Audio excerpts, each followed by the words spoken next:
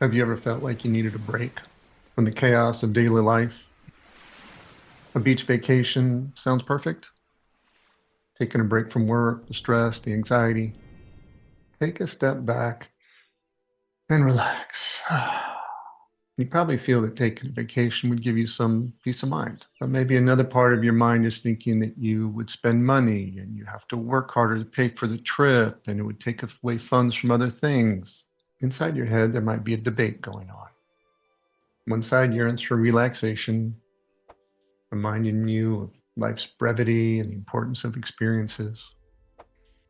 The other is cautious, emphasizing financial security and future planning. It prioritizes saving money for the future. These two parts of your mind are two different belief systems with two different trained agendas, shaped by past experiences and the agreements you've made.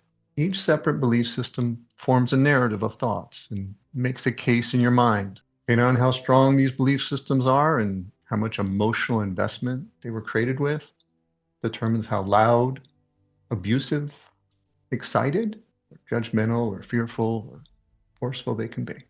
The strongest voice, one that wins, is not necessarily the one that is best for you. The strongest belief narrative often stems from the strongest emotional core memory. For example, if you experienced a childhood with hunger, lack of basic things, watching your parents struggle and not being able to provide, you will probably have a great concern about money. Upon the other hand, you grew up in a family that used to travel and form connection and joy and composing great memories on the beach.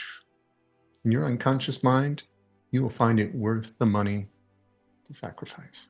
The belief system that's the most emotionally driven will usually drive the strongest narrative and therefore your behavior, even though it might not be truthful. The result is that we struggle with mental chatter and conflicting thoughts.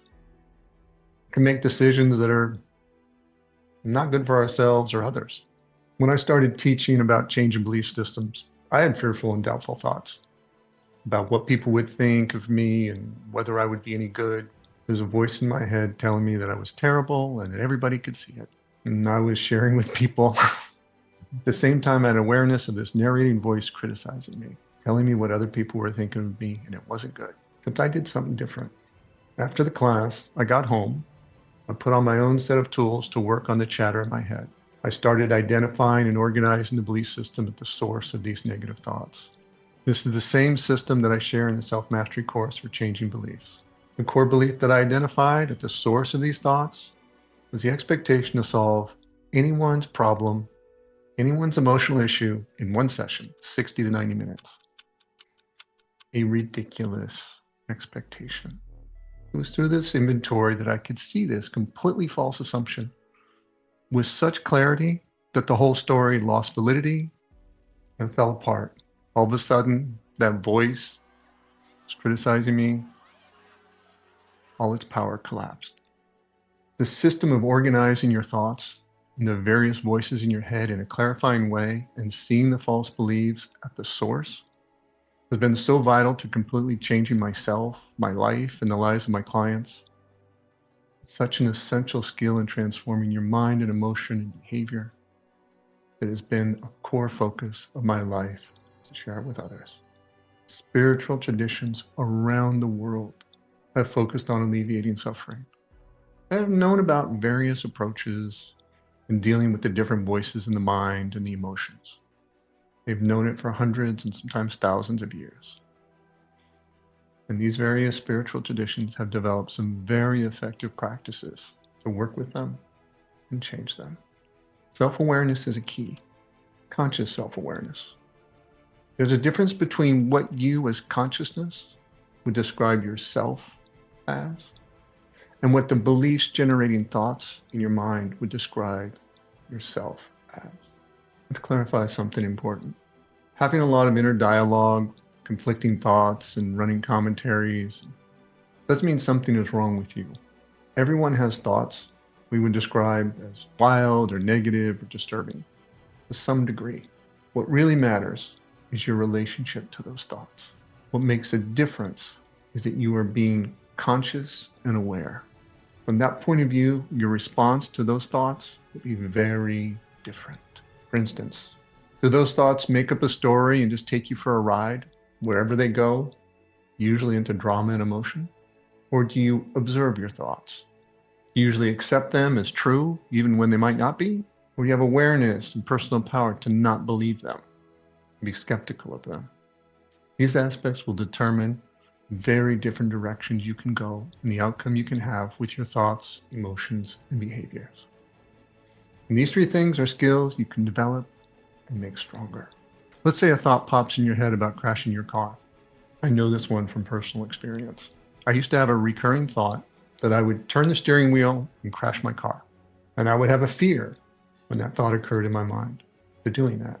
But if you become fearful, like I used to do, when that thought appeared, you've just given power to the fear as well. Now imagine treating that same thought, not from fear response, but as an observer. And you start with the question, what are the beliefs hiding behind this thought? That shift in perspective makes a difference. I applied these skills to inventory the underlying beliefs. I looked closely behind these fears and what my mind was projecting. And that's when those thoughts about crashing my car stopped for good. Is that we try to get rid of these voices or negative thoughts. We wish they would go away. We try to ignore them or shut them up. This adds a layer of repression. Thinking or saying, you shouldn't think that way. I wish this would go away.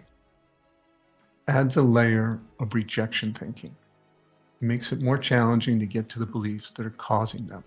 A more effective system is to learn how to observe the thinking and the voices, identify what belief or emotion is connected to it, and apply some techniques to get to the root cause of these beliefs and transform them. Meditation helps. Journaling, therapy, mindfulness practices, self-awareness practices, they all help. They're all involved. But a very structured system with a framework like the Self-Mastery course for changing beliefs from Pathway to Happiness can be a game changer. It brings several different approaches together into a system for changing beliefs. It gives you guidance on avoiding the traps that'll keep you stuck in loops. It doesn't just teach you to calm your mind. It gives you tools to transform your relationships with the inner voices, the thoughts, the emotions that are creating the drama. You'll learn how to identify and dismantle old beliefs, reprogram the self-criticism, quiet the negative chatter, dissolve your fears, and turn it into clarity. And build a new sense of self, grounded in peace. Some voices may try hard to stick around, particularly if they come from a background in trauma. They might be trying to protect you, like an angry voice shielding you from getting hurt. But once you develop healthier boundaries, those protecting voices can relax. This path of self-awareness and growth to identify and question your unconscious beliefs, this isn't for everyone. You want a quick fix for lifelong emotional thinking patterns to be transformed in a day? This isn't for you. You'll be adopting new perspectives in how you look at things, how you look at what your mind's doing. You'll be growing new neural pathways in your brain. And you'll be training other pathways that are firing and looping too much or too long to turn off. It's some practice, some trial and error, it's a lot of discovery. It's challenging, but it's life-changing. An extra benefit is that once you learn to change these beliefs, driving your thoughts and emotions in one area, you can use the same approach, the same system in other areas in your life and benefit over and over again in any and every area of your life. 100% worth it. Have the skills for the rest of your life over your mind. If you're ready to stop being bullied or limited by the voices in your head and negative thinking, start understanding it and go on a path that will change them. Click the link to explore the Self-Mastery course for changing beliefs. You'll gain clarity, peace, and tools to become your own inner guide. Subscribe for more insights on changing beliefs, training your mind, creating peace and calm and happiness, using the practices common in all spiritual traditions. Let's walk this path together, out of the noise and emotional drama, into inner peace.